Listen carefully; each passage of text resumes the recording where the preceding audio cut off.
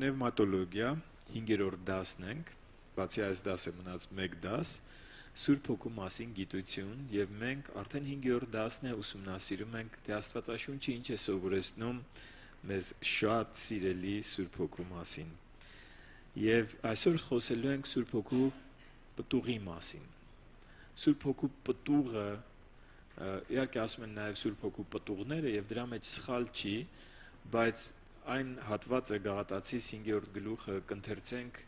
բնականաբար մեր այսօրվա դասի հիմնական աստվածաշնչյան խոսքն է, այստեղ գրված է Սուրբ Հոգու պտուղն է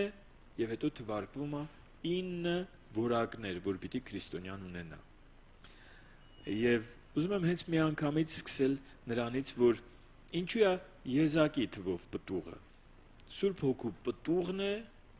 եւ որակները։ Ինչու, որովհետև Տեր Հիսուսը, հիշում եք, սովորեցնում էր Ղուկաս, օրինակ 6:44-ում, ասում էր, որ ամեն ծառ իր պտղից է ճանաչվում։ Չէր ասում ամեն ծառ իր պտուղներից է ճանաչվում, թեև դրա մեջ սխալ բան չկա, բայց մեկ պտուղը, որ տեսնես կախված ծառի վրա, դու արդեն գիտես այդ ծառը ինչ ծառ է։ Եթե անգամ բոլոր պտուղներն էլ թափվել են, այդ մեկն է մնացել, եթե տանձ է, ուրեմն տանձի ծառ է, եթե, չգիտեմ, խնձոր է, ուրեմն խնձորի, ծիրան է, ուրեմն ծիրանի։ Դրա համար այստեղ իմաստը նա է, որ ոչ թե սրանք ծառից կախված պտուղներ են, այլ խոսում են նրա մասին, որ մարդու մեջ բնակվում է Սուրբ Հոգին։ Հիշենք այս խոսքը Տեր Հիսուսի, ամեն ծառ իր պտուղից է ճանաչվում։ Եվ Սուրբ Հոգու պտուղը այս 9 որակները, որոնց այսօր կանդրադառնանք, խոսում են նրա մասին, որ մարդու մեջ բնակվում է Սուրբ Հոգին։ Հիմա հակառակ կողմից կամ եթե մարդու մեջ բնակվում է Սուրբ Հոգին, իր կյանքում պիտի փոփոխություն տեղի ունենա, փոխակերպում տեղի պիտի ունենա։ Գաղատացիս 5-րդ գլխում, եկեք միասին բացենք Գաղատացիս 5-րդ գլուխը, եւ 5-րդ գլխի 22-ումը, որ հոգու պտուղն է, բայց 19-ից ես կարդամ, հայտնի են մարմնի գործերը։ Նախ խոսում է մարմնի գործերի մասին։ Եվ հետո հակադրում է սրանց հոգու պտուղը։ Ինչից ենք իմանում մարդը մարմնավոր է, թե հոգևոր։ Պողոս առաքյալի ամենասիրած թեմաներից մեկն է սա, եւ Հռոմեացիս 8-րդ գլուխը ամբողջությամբ խոսում է սրա մասին, ով է մարմնավոր մարդը, որի վերջո կորուստ է գնալու, եւ ով է հոգևոր մարդը, որ փրկված մարդն է, եւ հոգին էլ իր ներսում վկայություն է տալիս, Սուրբ Հոգին այդ մարդու ներսում վկայություն է տալիս, որ ինքը Աստծո որդի է, Աստծո զավակ է։ Ով է մարմնավոր եւ ով հոգևոր։ Հիմա մարմնավոր մարդու պտուղը կամ պտուղները։ Շնություն։ Ես չեմ ուզում կանգնեմ, բայց հիմա զգում եմ, որ սա պիտի ասեմ, որովհետև հիմա տարածված է սա։ Տարածված է, որ մարդիկ, օրինակ, ամուսնացած լինելով, սիրահարվում են մեկ ուրիշի վրա, եւ դրա անունը չեն դնում շնություն։ Անունը դնում են սեր, ես սիրում եմ այն մեկին։ Դու ամուսնացած ես, սիրահարվել ես այն մյուսի վրա, եւ դրա անունն է շնություն, դրա անունն է պղծություն։ Սա մարմնավոր լինելու պտուղներից մեկն է։ Ես բոլորի վրա այսպես չեմ կանգնի, որովհետեւ եթե չեմ սխալվում, բավականին շատ են, 9 չեն, եթե չեմ սխալվում 18 են, բայց չեմ հաշվել, ամեն դեպքում մեկ-մեկ որ ասում եմ այսպես բան, հաշվում են մարդիկ, ասում են դու սխալ ես ասել, ոչինչ, հաշվեք, տեսեք, որ ավելի շատ է թվարկվում այստեղ մարմնի պտուղը, քան հոգու պտուղը։ Եվ հիմա օրինակ ասեցի մեկ, եթե մարդը գալիս է եկեղեցի, եթե մարդը ասում է ես հավատացյալ եմ, Քրիստոսին հավատում եմ, բայց օրինակ սիրահարվել է մեկ ուրիշի վրա, եւ դրա անունը չի դնում շնություն, դրանից ոչ մի բան չի փոխվում։ Իր ընտանիքից դուրս ցանկացած զգացմունքային կապ, եթե ֆիզիկական էլ չլինի, արդեն շնություն է։ Սա շատ հստակ է։ Հավատացյալ մարդը ինքը վերցնում է, ասում է ես ունեմ այսպիսի թերություն, ինչպես ցանկացած այլ մեղք, սկսում է պայքարել դրա դեմ։ Սա պղծություն է, ես չեմ ընդունում սա։ Չգիտեմ, չարը մտքեր է տալիս, ես դեմ եմ կանգնելու սրան։ եւ պայքարում ես ոնց որ գողության դեմ, ոնց որ չգիտեմ ցանկացած այլ մեղքի դեմ արյուն թափելու չափ պիտի պայքարես։ Գնացինք առաջ։ Շնություն, պոռնկություն, պղծություն, գիջություն, կռապաշտություն, կախարդություն, թշնամություններ, կռիվ, նախանձ, բարկություն, հակառակություն, երկպառակություն, բաժանություններ, չարակամություն, սպանություններ, հարբեցողություն, անառակություններ եւ այն ինչ որ սրանց նման է։ Սրանք մարմնավոր մարդու պտուղներն են։ Գիտեք որ պտուղը երևացողը մարդու կյանքում դու չես կարա թաքցնես դա, պտուղը չես կարա թաքցնես։ Ինքը երևալու է։ Եվ ինչպես մարմնավորության պտուղն է երևում, այնպես էլ հոգևորության պտուղն է երևում։ Շարունակությունը ասում եմ ձեզ, ինչպես որ նախապես ասում էի, այսպիսի բաներ անողները Աստծո արքայությունը չեն ժառանգի։ Ուզում ես արի եկեղեցի, ուզում ես ամենաբարեգործ մարդը եղի, ամենաբարի մարդը եղի, չգիտեմ, այն որ ամենակարգապահ մարդը եղի իր եկեղեցում, որ բոլորը նայեն ասեն, «Վայ Երանի ես սրա նման աղոթել իմանայի, սրա նման հավատացյալ լինեի»։ Եթե սա կա քո կյանքում եւ դու չես պայքարում սրա դեմ, երկնքի արքայության մասին մոռացիր։ Իսկ ովքեր որ երկնքի արքայություն չեն գնում, գնում են դժոխքի տանջանքների մեջ։ Երրորդ վիճակ գոյություն չունի։ Հիմա Աստված սա զգուշացնում է մեզ իր խոսքի մեջ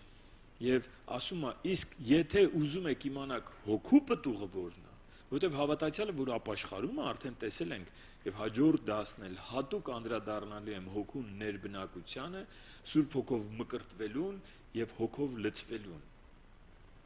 Գրված է, ով Քրիստոսին ընդունում է, իր մեջ Աստծո հոգին է բնակվում։ Եթե հոգին գալիս է քո մեջ, ինչ պիտի լինի, ինչ փոփոխություն պիտի լինի, ինչից պիտի երևա։ Հոգին երևացող չի։ Ես չեմ կարող նայել ձեզ, դուք էլ չեք կարող նայել ինձ ու ասել հոգին երևում է իր մեջ։ Դուք կարող եք հոգու պտուղը տեսնել։ Պտուղն է երևացող։ Եթե հոգին բնակվում է ձեր մեջ, ուրեմն կյանքդ պիտի փոխված լինի։ Ես շատ ժամանակ ասում եմ, եթե մեղքի դեմ պայքարում անընդհատ տանուլ ես տալիս, քո խնդիրը այդ մեղքը չի, քո խնդիրը Սուրբ Հոգու հետ քո հարաբերությունն է,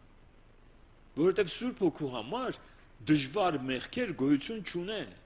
որ այս մեղքը հեշտ է հաղթել, այս մեկը դժվար է հաղթել, դա մարդու համար գոյություն ունի, որովհետև որոշ մեղքեր կարող ես քո կամքի ուժով հաղթել, որոշ մեղքեր քո կամքի ուժով չես կարողանում հաղթել, եւ քեզ պետք է Սուրբ Հոգու զորությունը։ Իսկ եթե դու շտկես քո հարաբերությունը Սուրբ Հոգու հետ, հիմա նայեք, հոգու պտուղն է սեր, ուրախություն, խաղաղություն, համբերատարություն, քաղցրություն, բարություն, հավատք, հեզություն, ժուժկալություն։ Այսպիսի բաների դեմ օրենք չկա։ Մինչև այս թվարկմանը մի փոքր մանրամասն անդրադառնալը, ուզում եմ մի քանի բան հասկանանք, որ այստեղ Աստվածաշունչը հոգու պտուղը հակադրում է մարմնի պտուղին։ Այստեղից ենք իմանում մարդը հոգևոր է, թե մարմնավոր։ Եվ մի բան պիտի հասկանանք, որ պտուղը, ասենք ծառ եք տնկել, հիմա գարունա չէ, ծառ ենք տնկում։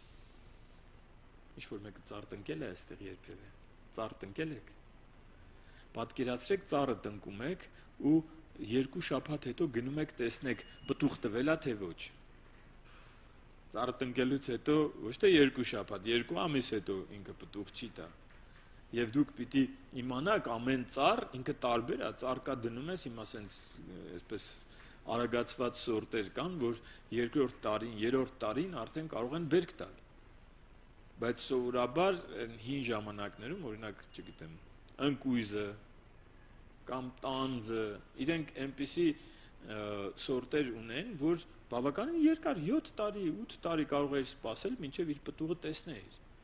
Հիմա այդպես էլ մարդիկ են, մարդ կա արագ է պտուղ տալիս, մարդ կա շատ դանդաղ է պտուղ տալիս, բայց պիտի հասունանա, որ պտուղ տա։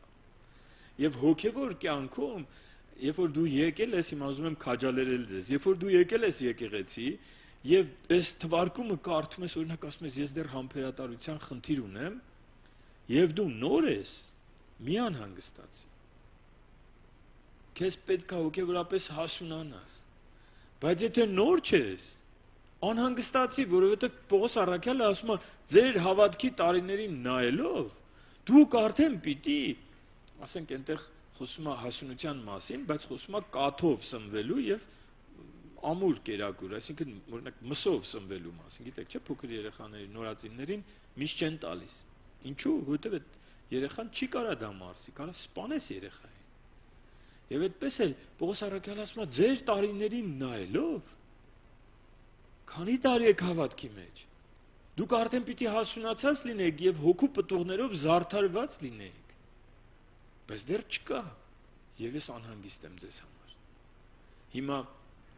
մյուս կողմից ինչու ասեցի քաջալերանք, որովհետեւ երբ որ դու նոր ես հավատքի մեջ ու նայում ես չկա, մի անհանգստացի։ Դու կարևորը աճիր, հասունացիր։ Եվ մի օր կգա ու դուք ունենաս այդ պտուղը։ Առաջին Կորինթացիս 3:6-ում գրված է. ես տնկեցի, Ապողոսը ջրեց, բայց աճեցնողը Աստված է։ Այսինքն մարդուց կախված է ճիշտ խնամքը, բայց ինքը չի կարող աճ տա։ Մենք ոչ մեկին չենք կարող ասենք աճեցրեցինք, իմ աճեցրած ծառայողն է։ Ամենասխալ արտահայտությունը։ Դու ջրել ես, խնամել ես փառք Աստծուն, Աստծու աճեցրածն է, քո աճեցրածը չի։ Աստված աճեցնում։ Եվ դա ասում է Աստվածաշունչը։ Բայց դու պիտի ուզես, որ ինքը աճեցնի, այսինքն դու պիտի քո բաժին ճիշտ, հնազանդ, կարգապահ, աշակերտը դառնաս, որ ինքը աճեցնի, քեզ ու հասունացնի։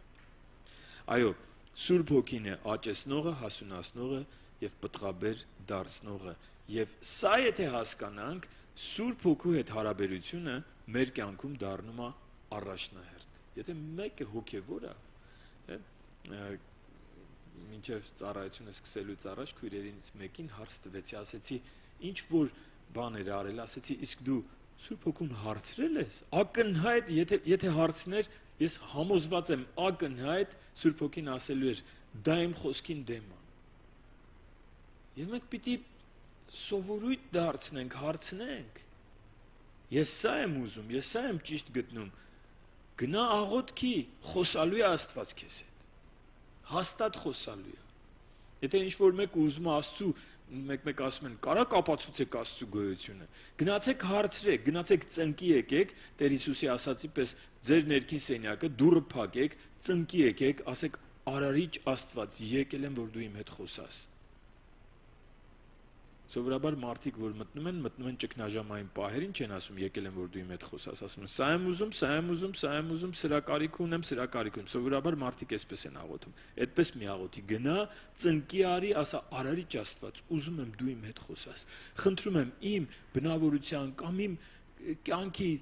կամ իմ վերաբերմունքի կամ գործերի մեջ մեկ բան ասա, որ դու ուզում ես առաջնայինը սա շտկեմ։ Դուք տեսեք Աստված կխոսա ձեր հետ թե չէ։ Անհնարին է Աստված չխոսա։ Այդ պահին քո թերությունը բերելու է քո աչքի առաջ։ Երբ որ մի որոշում ես կայացնում, հարցրա Սուրբ Հոգուց, Սուրբ Հոգու հետ հարաբերությունը պիտի դառնա առաջնահերթություն, որովհետև աճեցնողը ինքն է, հասունացնողը ինքն է, պտուղներով քեզ զարդարողը ինքն է։ Եթե դու իրան չլսես, դու քո ուզած ճանապարհով ես գնալու ես այսպես, որովհետև տենց ես ճիշտ գտնում եւ հեռանալու ես Աստծուց։ Եվ հիշեք, հասունությունը ժամանակ է պահանջում։ Այդպես չի, որ դու այսօր որոշեցիր հասունանաս, հասունանալու ես։ Եվ կարա շատ երկար տարիներ հավատքի մեջ լինես։ Շատ երկար տարիներ եւ աճած չլինես, սրա մասին էլ ենք խոսում։ Հետաքրքիր է, որ այս զրույցները հենց այս դասից առաջ եղավ։ Մարդիկ կան տարիներ գնում են, բայց իրենց կյանքում դեռ Աստվածաշունչ կարդալը կանոնավոր բնույթ չի կրում։ Իրանցից չեն էլ պահանջում Աստվածաշունչ, չեն էլ հիշեցնում, կարդում ես, չես կարդում։ Եվ մարդկանց մոտ ավելի շատ Աստծու հետ հարաբերությունը միայն ուզելու հարաբերություն է։ Սրանց սխալ բան չկա։ Սա նորմալ է, երբ որ դու գիտեք, փոքր երեխան ինչ է անում։ Ասենք նորածին, մինչև ասենք 5 տարեկան, ինչ անում։ Ոչ մի բան, ինքը մենակ ուզում է, անընդհատ խնամքի կարիք ունի, եւ սա նորմալ է։ Եթե դու նորադարձ ես, եթե դու քո հավատքի առաջին տարիներում ես, սա նորմալ է, բայց երբ որ մի քիչ հասունանում ես, հիշեք, մեկը շուտ է հասունանում, մեկը ուշ է հասունանում, ծառերը տարբեր են լինում։ Դու արդեն սկսում ես ասել, իսկ ես ինչ անեմ քեզ համար։ Եվ այն տղաները մեծացել են։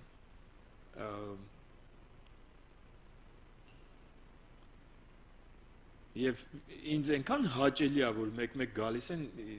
չեմ ասում իրանց ինչ-որ բան արան, բայց իրանք այսպես նայում են ու ասում են, լավ, գործ անում, գնանք օգնենք։ Այնքան հաճելի է, չեք պատկերացնի, բա Աստծուն ինչքան հաճելի է, որ մենք ուզելուց բացի գանք ասենք, իսկ քեզ դուր է գալիս, որ ես որոշել եմ այսպես անեմ։ Իսկ քեզ դուր է գալիս, որ ես սա շատ սիրում եմ ու իմ ժամանակ անընդհատ սրա վրա եմ ծախսում։ Իսկ քեզ դուր է գալիս, որ ես այս մարդուն սենց եմ վերաբերվում։ Երբ որ մենք շտկենք հարաբերությունը Սուրբ Հոգու հետ, մեր կյանքի շատ ոլորտներ կշտկվեն։ Երբ որ մենք մեր կյանքը կառուցենք Աստծուն հաճելի լինելու սկզբունքից։ Ոչ թե ես սենց եմ ուզում, ինձ սենց է հարմար։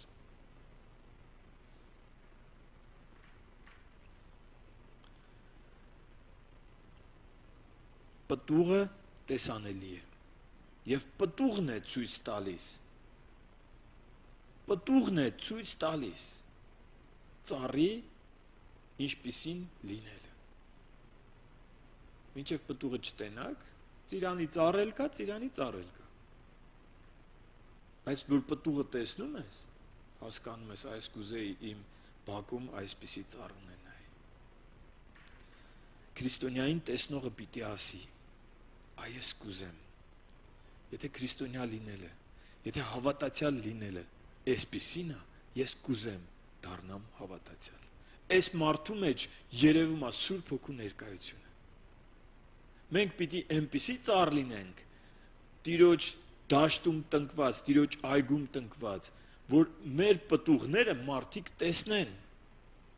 Եվ ուզում եմ ասել ձեզ, նախորդ դասը պարգևների մասին էր, լավ դաս էր, թե ոչ։ Հիշում եք հոգու պարգևները, ինչ զորավոր, գերբնական։ Շատ կուզեմ, որ եկեղեցում հոգու պարգևները դրսևորվեն, բայց Աստվածաշնչում գիտեք ինչ է գրած։ Պտուղները պարգևներից կարևոր են։ Ես կարդամ, որպեսզի դուք տեսնեք, որ ես չեմ ասում դա։ Աստվածաշնչում է գրված։ Առաջին Կորինթացիներ 13-րդ գլուխ, առաջին 3 խոսքերը։ Եթե մարդկանց եւ հրեշտակների լեզուներով խոսեմ, բայց սեր չունենամ, ես նման եմ ձայն արձակող պղնձի կամ ղողանջող ծնցղայի։ Հրեշտակների լեզուներ, մարդկանց լեզուներ, այսինքն օտար լեզուների պարգևն է այստեղ եւ սերը, որ հոգու պտուղն է։ Եթե ունենամ պարգևը, չունենամ պտուղը, դատարկություն է։ Եթե շնորհ ունենամ մարգարեության,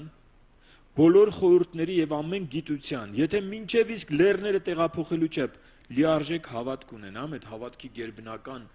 պարգևը ունենամ, եւ մարգարեության պարգև, եւ գիտության խոսքի պարգև, եւ այս զորավոր կերպով իմ հետ գործի, բայց սեր չունենամ, ոչինչ է, 0։ Հիշում եք Տեր Հիսուսը այդ մարգարեության պարգև ունեցողներին, որ եկել էին, բայց պտուղները չունեին, մարմնավորության պտուղներ ունեին իրենց կյանքում, ասեց ես ձեզ չեմ էլ ճանաչել։ Հեռու գնացեք ինձանից, սրանց գցեք դրսի խավարը, որտեղ լացն է եւ ատամների կրճտոց է։ Ինչու՞։ Որովհետեւ մարմնի պտուղը ունեցողները, մարմնի պտուղով զարդարված, ճակերտավոր զարդարվածները, քիչ առաջ կարդացի Գաղատացիս 5-րդ գլխում, թող չմտածեն, իրենք երկնքի արքայություն չեն էլ տեսնի։ Եվ Աստված իր հոգին ա տվել, որ մենք փոխակերպվենք։ Էլի եմ ասում, չընկճվեք, եթե այսօր չկա, նվիրվեք հասունանալուն, մի օր կլինի, բայց ուշադիր եղեք, որ մարմնավորը չհաղթի ձեզ, այլ հոգևորը հասունանա, ամրանա։ Եթե ամբողջ ունեցվածքս աղքատներին բաժանեմ, մարմինս կրակի մատնեմ, բայց սեր չունենամ, ես ոչ մի օգուտ չեմ ունենա։ Հետաքրքիր է, սրա մասին էլ խոսեցինք, բարեգործություն, լեռներ տեղափոխելու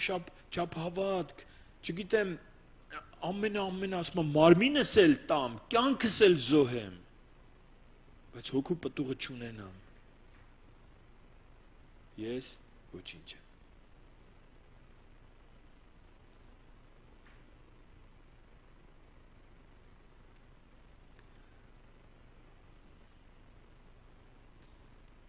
Առաջին Տիմոթեոս 3:7-ում գրված է, թե ինչպիսին պիտի լինի եպիսկոպոսը, այսինքն եկեղեցու առաջնորդը, եւ այնտեղ մի կարևոր բան կա 3:7-ում գրված է դրսիններից եկեղեցուց դուրս մարդկանցից բարի վկայություն ունենա։ Գիտեք դա ինչ է։ Դա այն է, որ ոչ թե հավատացյալների շրջանում, այլ եկեղեցուց դուրս, քո աշխատավայրում, քո հարևանների մեջ, քո ընտանիքում, որ ասում են եկեղեցում նես լավ է, հեշտ է իրանց հետ, այն նրանք վատն են, չեմ կարող շփվեմ։ Հոգու պտուղները որ ունենաս, դու մագնիսի պես ձգելու ես մարդկանց։ Ինչ է նշանակում վատն են իրանք։ Այդ մենք արդեն փրկվել ենք, լավն ենք, իրանք էլ վատն են։ Ոչ, դու լուսավորվել ես, իրանք դեռ խավարի մեջ են։ Իրանք կարող են վատ վերաբերվեն, դրանից իրանք վատը չեն դառնում։ Դու բարիով պիտի հաղթես չարին։ Եվ այդ մարդիկ պիտի ասեն, երանի այսպիսի մարդիկ շատանան մեր երկրում։ Միայն այդպիսի մարդուն կդնեք հոգևոր առաջնորդ։ Դրսիններից բարի վկայություն պիտի տեսնեն հոգու պտուղը այս մարդու կյանքում։ Եվ միայն այդ ժամանակ այդ մարդը կարա լինի առաջնորդ։ Դրսիններից, անհավատներից կարծիք հարցրեք։ Աստվածաշունչը կարևորում ասա։ Այո, Աստված Սուրբ Հոգու պտուղը կարևորում է պարգևներից։ Եվ եթե չկան պտուղները, մարդիկ վազում են պարգևների հետևից, չարը կանգնած է, որպեսզի իրանց պարգևներ տա։ Եթե պտուղը չկա քո կյանքում, չարն էլ կարա քեզ պարգև տա, գիտեք։ Շատ ես ուզում մարգարեանաս, պտուղը չկա քո կյանքում, հոգու լեցունությունը չկա քո կյանքում։ Գուշակներն էլ են կարում որոշակիորեն մարգարեանան։ Իհարկե մարգարեություն չի, դա գուշակություն է, բայց գերբնական ոլորտը գրավում է մարդուն։ Պարգևն է գրավել, ոչ թե պարգև տվողն է գրավել, այլ պարգևն է գրավել։ Ոչ թե ուզում եմ իր անհաճելի կյանք ապրեմ, այլ բրցում եմ կպնում։ Սիմոն Մոգը, հիշում եք, փող առաջարկեց, ասեց, ես էլ եմ ուզում, ում վրա ձեռք դնեմ լեզուներով խոսա, ես էլ եմ ուզում այդ պարգևը։ Պետրոս առաքյալը ասեց, քո արծաթը քո հետ կորչի։ Մտածում ես, փողով կարաս Աստծու պարգևը վերցնես, իր հետ մտերմություն է պետք։ Իրեն հաճելի կյանքով ապրել է պետք, եւ ինքը սպասում է, որ մարդը հասունանա, եւ եթե պտուղներով զարդարվենք, հոգու պտուղը լինի մեր կյանքում, ինքը ուզում է, ինքը մեզանից շատ է ուզում, որ մենք նաեւ իր պարգևները վերցնենք եւ այդ պարգևներով ծառայենք մարդկանց։ Սուրբ Հոգու ներկայությունը մեզ հասունացնում է հոգևոր կյանքում եւ հասունությունը անպայման բերելու է պտուղների։ Հիմա գանք պտուղներին։ Սեր, առաջինը սեր։ Առաջին Հովհաննես 3:16-ում սերը բացատրվում է ոչ թե մի հատ զգացմունք, այսպես գիտես ինչ կա, ես ոնց որ սիրում եմ այս մարդուն, այս մարդում եկեղեցում հետ չեմ կարող սիրեմ։ Այդ զգացմունքը դա խապկանք է։ Սերը ներկայացվում է որպես օգնել։ Ամենամեծ սերը Տերը ցույց տվեց մեր հանդեպ, որ իր կյանքը դրեց։ Ինքը իր կյանքը դրեց, որ մեզ փրկի։ Եվ հիմա մենք, եթե ասեց սիրեք, սրանով կերևա, որ դուք իմ աշակերտներն եք, եթե իրար հանդեպ սեր ունենաք, եւ ասեց նոր պատվիրան եմ ձեզ տալիս, մարդկանց սիրեք այնպես, ինչպես ես ձեզ սիրեցի։ Ինչպես ինքը մեզ սիրեց։ Ինչպես զգացմունքային կերպով, չէ, զոհաբերությամբ։ Սերը նա է, որ դու բեռ ես թեթևացնում, որ դու քեզ նեղություն ես տալիս, որ ինչ-որ մեկին օգնես, սա է սերը։ Երբ որ Սուրբ Հոգին է մարդու մեջ բնակվում, կարևորը չի դառնում ինքը, որ ես, ինձ, չէ, մտածում ես ոնց օգնեմ սրան, ոնց օգնեմ նրան, ես Տիրոջից մեծ օգնություն եմ ստացել, հիմա ինչպես կարամ իմ շնորհակալությունը հայտնեմ, Աստծուն չեմ կարող օգնեմ, ինքը օգնության կարիք չունի, բայց ինքը մեկ կարիք ունի, Տեր Հիսուս ասեց, ես մեկ հոգս ունեմ, դա այս մարդկանց օգնելն է, թե փրկության հարցում, թե կարիքների հարցում, եւ եթե կա սեր, ուրեմն այդ սերը դրսևորվում է գործերով, դա այս աշխարհի քարոզած սերը չի, որ հավատացյալներն էլ հավատում են սերիալներին ու սկսում են, չգիտեմ, տարբեր մտքեր ընդունել։ Ուրախություն։ Նեհեմիա 8:10 գրված է Տիրոջ ուրախությունը ձեր զորությունն է, Տիրոջ ուրախությունը մեր զորությունն է։ Այս ուրախությունը կախված չի իրավիճակներից, այս ուրախությունը կախված է Տիրոջ հետ քո մտերմությունից։ Սա ավելին է, քան երջանկությունը։ Երջանկությունը կախված է իրավիճակներից։ Ես երջանիկ եմ, երբ որ ամեն ինչ լավ է։ Եվ դժբախտ եմ, երբ որ այդ ամեն ինչը չկա։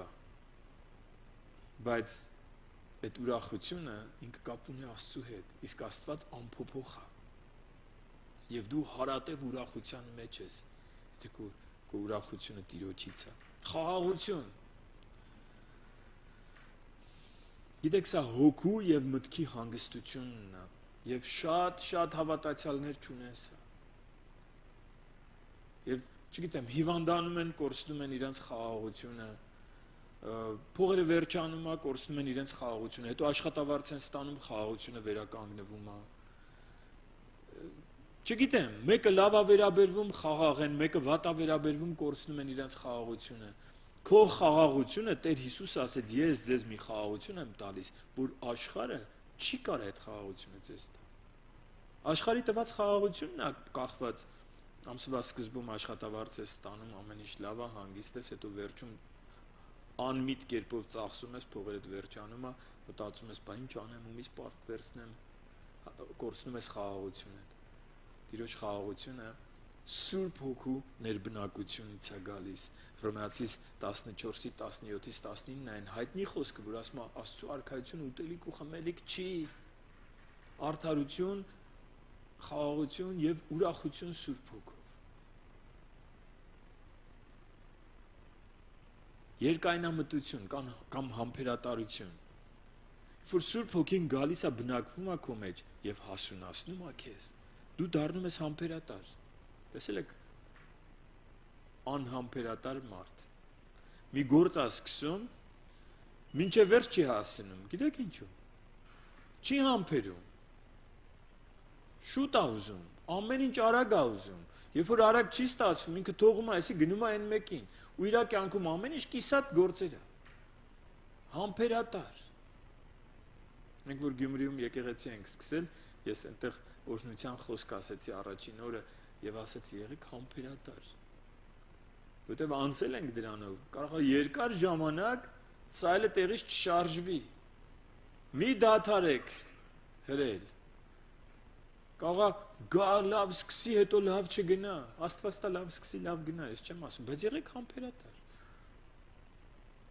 Մենք էս մի ասում, որ սկսել ենք շատ համբերատար ենք եղել եւ փառք Աստծուն։ Իրար քաջալերելով, իրար օգնելով եւ երբեք չտվա թե այդ արդյունքը միայն իմ արդյունքն է։ Թիմ կա, միաբանություն կա, նվիրված ծառայողներ կան, որոնց շնորհիվ է այդ ամեն ինչը։ Երևի քարոզիչ ավելի շատ է երևում, բայց զորավոր թիմ կա։ Եվ իմ ընտանիքն է ինձ օգնել, քաջալերել դժվարության պահին, եւ իմ հոգեվոր ընտանիքն է ինձ օգնել, քաջալերել, հավատարիմներ են եղել, անհավատարիմներ են եղել, բայց համբերությունն է պետք։ Եբրայեցիս 10:36-ում է գրված համբերությունն է պետք, որ Աստծո կամքը կատարելով խոստումը ստանաք։ Աստված խոստումներ ունի, բայց համբերությունն է պետք խոստումը ստանալու համար։ Քաղցրություն։ Ինչ հրաշալի է, երբ որ Սուրբ Հոգին գալիս է մարդու մեջ, պտուղներից մեկը քաղցրությունն է։ Ինքը քաղցր է, գրված է ճաշակեցեք եւ տեսեք, որ Տերը քաղցր է։ Հիմա քաղցր Տերը բնակվում է քո մեջ։ Ոնց կարաս դու դառը խոսքեր խոսաս։ Հակոբոս առաքյալն է ասում, նույն աղբյուրից դառը եւ քաղցր ջուր չպիտի լինի։ Այդ որոշեք դուք ումից եք խմել եւ ինչ եք բխում։ Եթե ձեզ բարիք անողներին բարիք անեք, ձեզ հետ լավ խոսացողների հետ լավ խոսակ, վատ խոսացողների հետ վատ խոսակ։ Աշխարհի մարդկանցից ինչով եք տարբերվում, իրանք էլ են ավելի լավ են կարողանում դա անել։ Բայց այս աղբյուրից պիտի քաղցր ջուր բխի։ Անկամ քո այդ դառը խոսացողին դու պիտի կարողանաս քաղցր պատասխան տաս։ Էլ չեմ ասում, մարդիկ նստում են, բամբասում են, չարախոսում են, ու դա եկեղեցու ներսում, մտածում ես, ինչ են կորցրել ես մարդիկ, ինչ են փնտրում, գնում են ստեղ նստում են, այս մեկից են խոսում, ընդե նստում են սրան են փնովում, ինչ եք փնտրում, ուր գնաց քաղցրություն, ես կարամ ասեմ Սուրբ Հոգու հանդիմանությունն էլ չկա այդ մարդկանց կյանքում երևի, որովհետև Սուրբ Հոգին տեղում կհանդիմանի, եթե իրանք Սուրբ Հոգու հետ այսքան մի քիչ հարաբերություն ունենան, երբ որ բամբասում են, Սուրբ Հոգին իրանց կհանդիմանի։ Բայց քանի որ չկա այդ հարաբերությունը, երբ որ ես շատ խիստ խոսեցի բամբասանքի դեմ, մեր եկեղեցում մարդիկ եկան ասին, բայց ինչ խոսանք։ Այսինքն այնքան ենք, ասենք նստում ենք, ասում եմ մի քննարկեք այս մեկին։ Եթե ձեր քննարկման արդյունքում չես գնացել գովալու, այլ քո քննարկման արդյունքում իր թերություններն ես քննարկում, մի քննարկեք, դա բամբասանք է։ Ասում եմ, բայց ինչ խոսանք։ Որովհետև մեր ամբողջ էությունը լցված է աշխարհային այդ բամբասանքներով ու չարախոսությունով, բայց չպիտի այդպես լինի, պիտի հոգու պտուղը գա մեր կյանքում և քաղցրություն գա։ Կողոսացիս 3:12-13-ում ասում է հագեք քաղցրություն, մեր խոսքերը իրար հանդեպ չպիտի ծակող լինեն, չպիտի ակնարկով լինեն, պիտի քաղցրությամբ լինեն։ Բարություն, կարծում եմ բարությունը բոլորը գիտեն, բացատրելու կարիք չկա։ Տեր Հիսուսը գրած է շրջում էր մարդկանց բարիք անելով։ Բարություն չի նշանակում ով ինչ ուզի պիտի թողես ամեն ինչ գնաս անես, չէ, քո էությունը պիտի լինի օգնելը մարդկանց։ Բարի մարդ, ձեր կյանքում բարի մարդ հանդիպել եք երբևէ։ Հանդիպել եք, չէ, բոլորդ գլխով եք անում։ Ինչու եք այդ մարդուն բարի կոչում։ Որովհետև ձեզ օգնել է։ Ձեր դժվարության ժամանակ իրենից կտրել է ինչ-որ բան ձեզ բարիք է արել։ Բացատրել պետք չի, երբ որ Սուրբ Հոգին գալիս է, Աստված բարի է, բարի Աստված, որ քո մեջ բնակվում է, պիտի հասունանաս ու այդ բարությունը այսպես բողբոջի, ծաղկի ու պտուղ դառնա։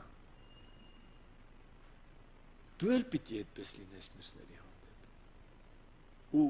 քեզ չարությամբ վերաբերվողների հանդեպ նույնպես պիտի բարի լինես, որովհետև Տերը այդպիսին է։ Հավատք։ Եփեսացիս 4:14 խոսքում ասում է դուք որ աճեք, չեք լինի երեխաների պես։ Այսպես երեխաներին հեշտ կարելի է խաբել։ Աճեք։ Հիմա ամենամեծ խնդիրներից մեկը, որ այս վերջին ժամանակներում սատանայի ամենամեծ զենքերից մեկը, որ հավատացյալների վրա է ուղղված, դա միշտ էլ դա է եղել, բայց այս վերջում ինչքան մոտենանք վերջին, այնքան սաստկանալու է դա։ Մտքերն է, որ ուղարկում է։ Ես մի քիչ նեղության մեջ ես մտք ուղարկում, Աստված մոռացել է քեզ, ջնջել է իր ցուցակից, էլ դու չկաս։ Իզուր մի էլ աղոթի քեզ մեկա չի լսի։ Հիմա որ դու երեխա ես հոգևորապես, դու ասելու ես, բա որ տենց լինի։ Հենց ասեցիր, բա որ տենց լինի, արդեն միտքը ընդունեցիր, հավատացիր ստին, նա ստության հայրն է։ Իսկ եթե դու աճած ես, գրած է ամեն մոլորության վարդապետության քամիներից չես տարուբերվի, ամուր ծառ ես։ Ինչքան էլ ուժեղ քամի փչի, քո արմատները չի երևում, բայց քո հավատքը խորն է եւ դու վստահ ես, դու վստահություն ունես Քրիստոսի եւ նրա խոսքի հանդեպ։ Այդ բավորներ չկա։ Բա որ հանկարծ Աստված քեզ մոռացել, գրված է, ումա մոռանում, ումա հիշում։ Ես հո գիտեմ իմ սիրտը։ Ես գիտեմ, որ ես անթերի չեմ, բայց Աստված ասում է, եթե դու ուղիղ սրտով ինձ հավատում ես եւ ամեն ջանք անում ես, որ իմ կամքը կատարես, ես գիտեմ, որ դու անթերի չես, դու կընկնես, կսայթաքես, քեզ կբարձրացնեմ, քեզ կհասունացնեմ, բայց դու իմն ես։ Ոչ ոք քեզ իմ ձեռքից չի կարող խլի։ Իսկ եթե մենք այսպես ասենք, լավ, մարդ չի տենում, Աստված ոչինչ, Աստված ջան կներես, ես պետք է այս մեղքը գործեմ, իմացի, որ դու տենց շարունակես, դժոխք ես գնալու, որտեղ դա մարմնի գործ է։ Իսկ հավատքը նա է, որ դու հավատում ես, հավատքով ենք մենք փրկվում, հավատացինք իրան, բայց հետո այդ հավատք պտուղը, որ զարգանում է մեր մեջ, գիտեք, հավատքը շատ զորավոր է, կա հավատքով փրկությունը, որը ապաշխարության հավատքն է, կա հավատք պարգևը, որ ծառայության հավատքն է, եւ կա հավատք պտուղը, որը վստահությունն է Քրիստոսի իր խոսքի հանդեպ, եւ ոչ մի միտք, ոչ մի մոլորություն չի կարող քեզ շեղի, եթե դու ունես հավատք։ Միանգամից կարմիր լույս է վառվելու։ Կարամ այդ օրինակը ասեմ։ Կարամ, չէ՞։ Որովհետև հենց, չգիտեմ, այսօրվա մեր 15 րոպե խոսակցությունները ամբողջովին այս թեմայի շուրջ էին։ Գիտեք, մարդիկ կան, որ թուրքական սերիալներ են նայում եւ հիանում են մուսուլմանների հավատքով։ Հիանում են։ Մարդիկ կան հիանում են վկաների ավետարանչությամբ։ Մարդիկ կան հիանում են բուդդիստների այսպես աշխարհը ուրանալու կարողությամբ, մենաստանային կյանքով։ Հիանում են, ասում են, երանի մենք էլ կարողանայինք այսպես աշխարհից հեռանայինք, եթե մենք էլ կարողանայինք օրը 5 անգամ աղոթ կանենք, երանի մենք էլ կարողանայինք այսպես, երանի մենք էլ կարողանայինք վկաների նման ավետարանչություն։ Ես լավ բաներ կա, որ կարանք սովորենք, բայց պետք չի հիանալ մոլորությունով, որովհետև մեկ Աստվածաշնչում գրված է, մեկ անուն կա այս երկնքի տակ, որով հնարավոր է փրկություն։ Եվ դա Հիսուս Քրիստոսի անունն է, որովհետև նա մեր մեղքերի համար վճարել է, ոչ Բուդդան, ոչ Մուհամեդը, ոչ էլ ինչ-որ մեկը դա չի արել, եւ փրկությունը մուսուլմանների մոտ, ինչու են մուսուլմանները ավելի արդար կյանքով ապրում, մարդկային չափանիշներով, որովհետև իրենք վախում են դժոխքից, ինչու քրիստոնյաները չեն ապրում արդար կյանքով, որովհետև չեն վախում դժոխքից։ Եվ սրա մեջ ոչ մի կոմպլիմենտ չկա։ Աստծուց չեն վախում։ Տեր Հիսուսն էր սովորեցնում, մի վախեցեք մարդկանցից, վախեցեք Աստծուց, որ կարող է ձեզ գեհենի կրակների մեջ ուղարկել։ Եվ կուղարկի, եթե չապաշխարենք։ Եթե գողացողը չդադարի իր գողությունը, հայհոյողը իր հայհոյությունը, պղծություն նայողը իր ընթացքը, եթե չդադարես, միանշանակ, եթե չապաշխարես, միանշանակ, եթե չպայքարես, միանշանակ դժոխքն է քո ճակատագիրը, բայց Աստված այնքան է սիրում մարդուն, որ իր միածին որդուն զոհեց, որ ամեն նրան հավատացողը չգնա հավիտենական տանջանք։ Մուսուլմանները ասում են փրկությունը մեղքերը կշռելով է, կդնեն քո բարի գործերը մի նժարին, քո չար գործերը մեղքերը մյուս նժարին, եթե կյանքում ավելի շատ բարի գործ ես արել, քան չար, կփրկվես։ Դրա համար էլ իրանք ամեն ինչ անում են, որ բարի ապրեն։ Հետո գնալու են կանգնեն Աստծու առաջ, ասեն, բայց մենք ավելի շատ բարի գործեր ենք արել, այո։ Բայց ձեր գիրքը ձեզ խաբել է։ Իմ որդուն եմ ես զոհել։ Խաչի վրայի ավազակի մեղքերը, որ կշռեիր, իր մեղքերը հաստատ ավելի ծանր էին լինելու, քան իր բարի գործերը։ Դե ոչ մի բարի գործ էլ չհասցրեց անել ապաշխարելուց հետո, մահացավ, բայց Տերը ասեց, այսօր ինձ հետ դրախտում կլինես, որովհետև չի կշռում Աստված բարի ու չար գործերը, ներում է սրտանց ապաշխարողին, ինչքան էլ մեղք գործած լինես։ Եթե ապաշխարում ես ներում է։ Ինչքան էլ քիչ գործած լինես, եթե չապաշխարես դժոխք ես գնալու։ Սա քրիստոնեությունը սիրելիներ, եւ եթե մենք ունենք հավատքի պտուղը, ոչ մի մոլորություն, ոչ մի քամի, ոչ մի լավ կյանքով ապրող մուսուլմանի կամ բուդդիստի կամ աթեիստի չենք հիանալու։ Տեսնում ես, որ կարաս ավելի նվիրված լինես, դարձիր, որովհետև դու լուսավորված ես իրանք խավարի մեջ։ Եթե ուզում եք իմանալ, իրանք նույն Աստծուն են պաշտում, թե ոչ, ես ձեզ կասեմ ոչ։ Իրանք ասում են մենք Արարիչ Աստծուն ենք պաշտում եւ 5 կտակարանը ընդունում են։ Բայց չեն ընդունում այն ինչ որ Աստված հայտնեց իր որդու միջոցով։ Եվ իրենց Աստվածը, որին պաշտում են, այն Աստվածը չի, որ նկարագրվում Աստվածաշնչում։ Եվ թեև անունը դնեն Արարիչ Աստված, դրանից բան չի փոխվում։ Հավատք, Սուրբ Հոգու պտուղ։ Երբ որ մենք հասունանում ենք, երբ որ հոգին մեր մեջ է, երբ որ մենք հոգու ձայնը լսել ենք սովորում, ոչ թե այսպես ականջով կամ ինչ-որ էզոթերիկ, միստիկ կերպով, չէ։ Սուրբ Հոգին խոսում է, երբ որ իրան հարցնում ես։ Եվ դա սրտի զգացողությունով է լինում, դա մտքի միջոցով է լինում, դա նաև պետք է քննել իր խոսքի միջոցով, եւ մենք ունենք Աստվածաշունչը, որ ամուր խարիսխ է։ Եվ Տերը հավատք է աճեցնում մեր մեջ։ Մնաց 2։ Եվ ես իմ ժամանակի մեջ տեղավորվում եմ 2 Սուրբ Հոգու պտուղի 2 դրսևորում։ Հեզություն։ Ինչքան կարիք ունենք մենք հեզության։ Թվոց 12-րդ գլխի 13-րդ խոսքում ճիշտ եմ գրել։ Եկեք բացեմ, մի քիչ կասկածեցի։ Ինձ թվում է առաջին 3 խոսքերն է։ Թվոց 12, այո, առաջին 3 խոսքերը։ Գրված է, որ 3-րդ խոսքում գրված է Մովսեսը երկրի վրա բոլոր մարդկանցից շատ ավելի հեզ մարդ էր։ Դրանից առաջ գրված է, որ իր եղբայրն ու քույրը իր դեմ ապստամբեցին, իր դեմ դուրս եկան Մովսեսն ու Ահարոնը։ Ներողություն, Մարիամն ու Ահարոնը Մովսեսի դեմ դուրս եկան։ Բայց Մովսեսը իր այսպես ասեմ, իր դատը չէր պաշտպանում, այսինքն ինքը չէր պատերազմում իր իրավունքների համար։ Իր խնդիրը հանձնել էր Աստծուն։ Հիշում եք, Աստված ասում է, վրեժխնդիր մի եղեք։ Մեկը ձեզ վատ վերաբերվեց, վրեժխնդիր մի եղեք։ Դու կարաս իրան տեղը դնես։ Հեզ մարդը թույլ է տալիս, որ Աստված իրան դնի իր տեղը։ Եվ Մովսեսը ամենահեզն էր։ Եվ միշտ Աստված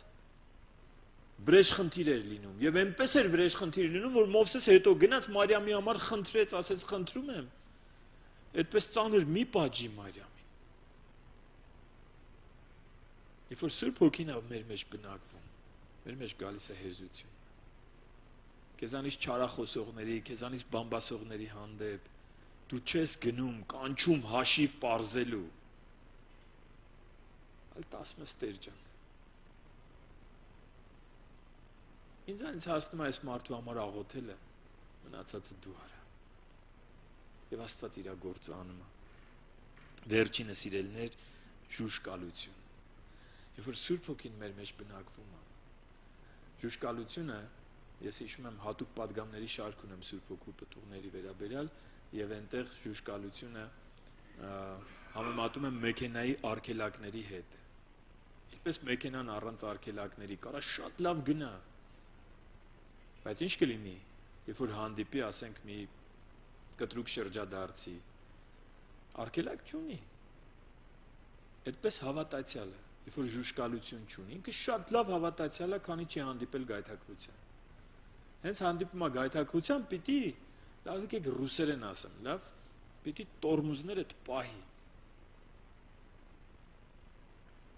Պիտի կարողանաս ասես ոչ, սա սխալ է։ Ես ուրիշ մարդ եմ, հոգին է իմ մեջ բնակվում։ Իսկ եթե չունես այդ արգելակները, ինքը կընկնես, ջարդուփշուր կլնես, հետո էլի կվերականգնես, հետո էլի կընկնես, հետո էլի կվերականգնես, բայց չես հասունանում, որ հոգու պտուղը գա քո մեջ, որ ժուժկալություն զարգանա, որովհետեւ դու կարողանաս ասես ես Քրիստոսինն եմ։ Տարիներ առաջ մի պատգամ խոսեցի, որի մեջ այսպիսի տողեր կային, հիմա հիշում եմ, հավատացյալի սրբության վրա գրված է չի վաճառվում։ Չի վաճառվում։ Ոչ թե գինը բարձրացնես, ոչ թե հաճույքի տոկոսը բարձրացնես, ոչ թե չգիտեմ, չի վաճառվում։ Եվ այս ամենը սիրելիներ, Սուրբ Հոգու շնորհիվ է։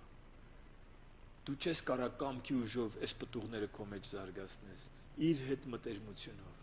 եւ իր գործը նայա, որ մեզ զարդարի այս պտուղներով։ Մեզ մնաց մի դաս պնևմատոլոգիայից, առաջարկում եմ կանգնենք գոհանանք Աստծուց եւ աղոթենք նաեւ ընթացքում կաղոթեք մի շաբաթ այդ դասն էլ Տիրոջ կամքով անցկացնենք։ Եվ հույս ունեմ, որ Սուրբ Հոգու հետ մտերմությունը կդառնա մեր կյանքերի առաջնահերթությունը։ Շնորհակալ ենք Տեր քո խոսքի համար, քո հոգու համար, քեզ սիրող, քեզ պաշտող այս ժողովրդի համար, որ այստեղ հավաքվել է, եւ բոլոր նրանց համար, ովքեր դիտում են եւ կդիտեն այս ուսուցումը, Տեր, թող քո հոգին խոսի իրենց սրտերին։ Ոչ թե իմ խոսքերը, այլ քո հոգին խոսի իրենց սրտերին, որ այս աշխարհի հաճույքները ժամանակավոր, մեղքի պղծությունը, ինչպես Պողոս առաքյալն է ասում, ամեն բան աղբ համարեցի, որ Քրիստոսին շահեմ։ Եվ թող քո զավակները, որոնք հասունանում են, ամրանում են եւ հոգու պտուղներով զարդարվում, շատանան, լցնեն եկեղեցիները, դուրս գան եկեղեցիներից ավետարանելու մարդկանց եւ այնպես երևա քո հոգու ներկայությունը, պտուղներդ այնպես երևան, Տեր, որ մարդիկ տեսնեն եւ դրսիններից բարի վկայություն ունենանք եւ շատերին մեր ապրած կյանքով եւ մեր պտուղներով գրավենք դեպի արքայություն, դեպի փրկություն։ Օգնիր մեզ եւ առաջնորդիր մեզ։ Աղոթում ու խնդրում ենք Տեր Հիսուս Քրիստոսի անունով։